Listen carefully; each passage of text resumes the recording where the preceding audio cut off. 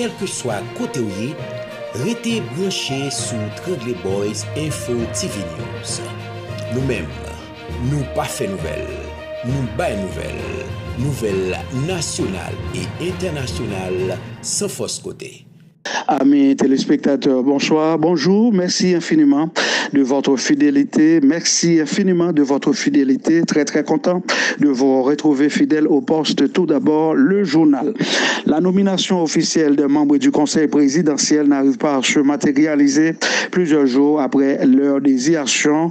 L'arrêté nommant les 9 membres n'a toujours pas été publié dans le journal officiel. Les moniteurs des personnalités, dont certains avocats, Camille Leblanc, Samuel Madistin, invite le gouvernement démissionnaire à remettre le pouvoir au président de la Cour de cassation ou à un juge le plus ancien en vue de sortir le pays de l'impasse. La Cour de cassation pour trouver un membre du conseil présidentiel, la dernière option d'une dizaine d'organisations de la société civile, après l'annonce faite par les avocats Samuel Madistin et Camille Leblanc. Ces deux avocats ont plaidé cette semaine pour un juge de la Cour de cassation pouvant diriger le pays en attendant des élections honnêtes, crédibles en Haïti soient réalisées. La force multinationale des militaires canadiens forme à la Jamaïque des troupes qui seront déployées sous peu en Haïti. Des militaires de Bahamas, Belize sont déjà sur place pour des exercices militaires.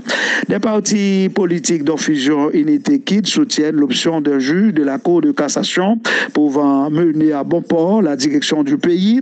Dans une correspondance adressée à la CARICOM, cette demande a été produite. Les partis politiques indiquent que le conseil présidentiel de 9 membres ne pourra pas fonctionner dans le pays. Et tout d'abord, Haïti n'est pas oublié sur le plan international. Le pape François tourne ses pensées vers Haïti dans sa bénédiction Ubi et Obi dimanche. Le pape appelle à mettre fin à la violence des gangs qui terrorisent la population haïtienne. Autre point à ce journal, 34 ressortissants mexicains ont été évacués d'Haïti, annonce la chancelière. Elle s'est félicitée du succès de l'opération et salué du même coup le professionnalisme de la mairie dans le cadre de cette mission accomplie. Nous nous rendons maintenant en Afrique, plus précisément au Kenya. La population civile a lapidé un voleur de bœufs qui a bénéficié dans un premier temps le support inconditionnel des forces de l'ordre. La population qui était en colère a envahi le commissariat de police de Kenya où le voleur de bœufs a été totalement lapidé. Affrontement armé aux portes du palais national lundi.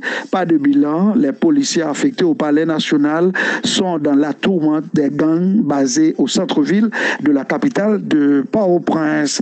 Le nouvel ambassadeur américain Denny Hankins a remis lundi 1er avril ses lettres de créance au chancelier haïtien Généiche Victor. C'est pratiquement la fin du journal. Merci à vous qui avez suivi du début à la fin.